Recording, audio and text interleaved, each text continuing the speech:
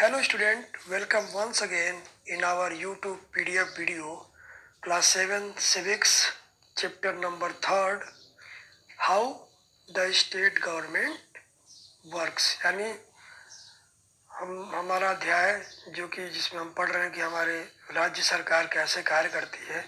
तो स्टूडेंट्स ये जो है हमारे लेसन का फाइनल पार्ट है, पार्ट 4 वीडियो है और इसमें हम लेसन को फिनिश करेंगे।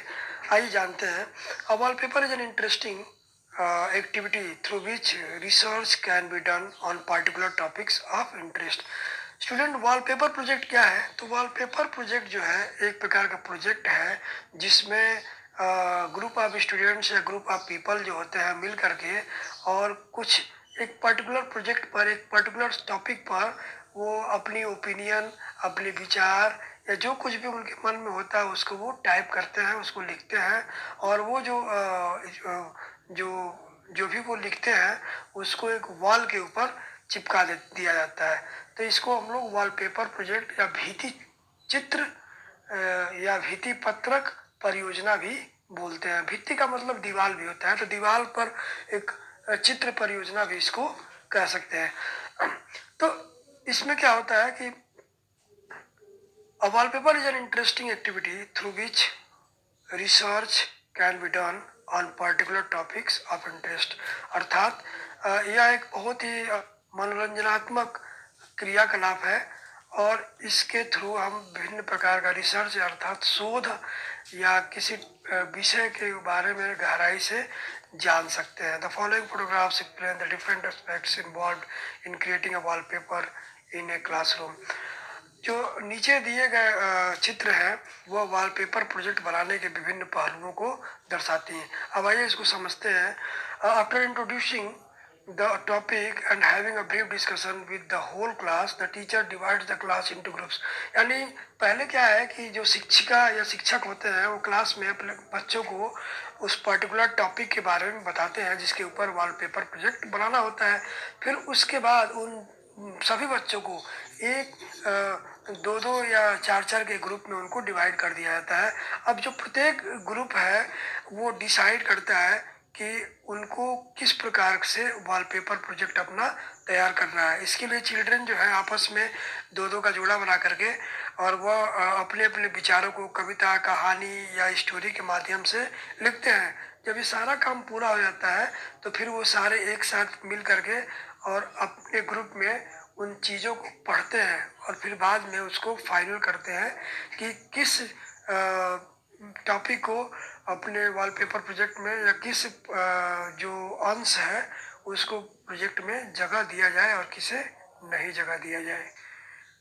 साथ ही साथ जो समूह है वो इस बात का भी ख्याल रखता है कि उन्हें अपने वॉलपेपर प्रोजेक्ट के लिए कौन सी सामग्री मिली है या किस प्रकार का उनको चित्र बनाना है या क्या लिखना है।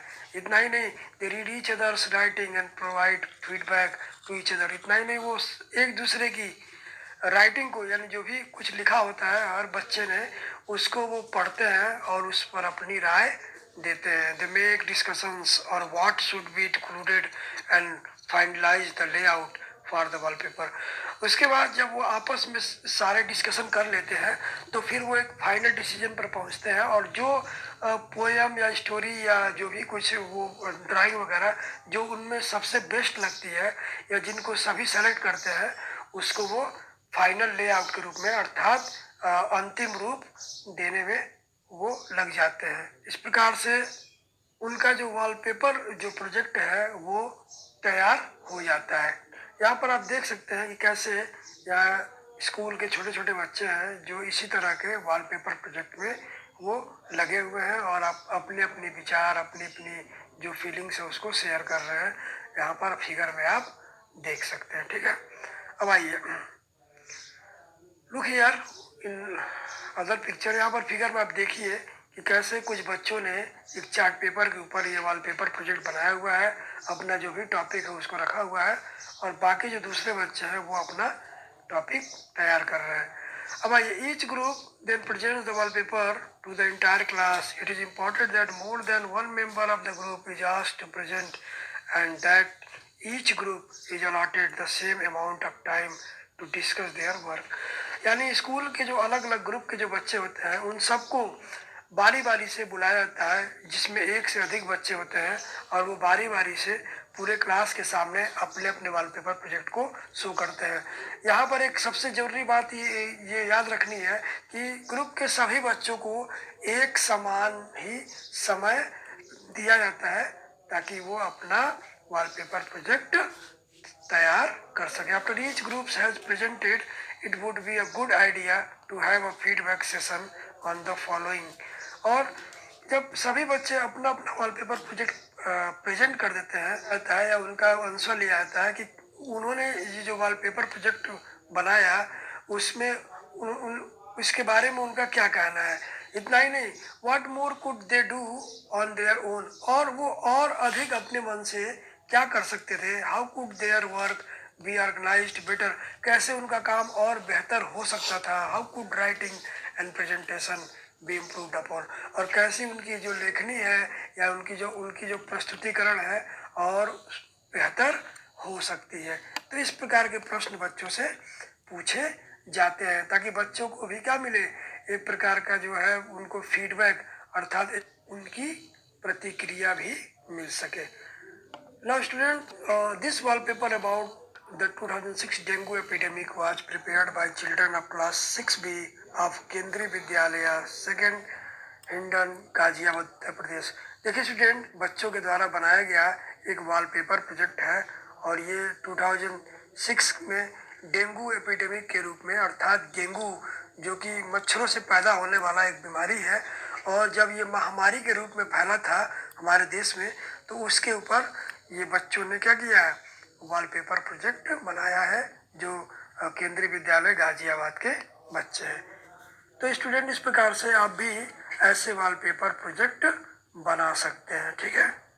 So students, now the lesson has been done and today I will give you a wallpaper project.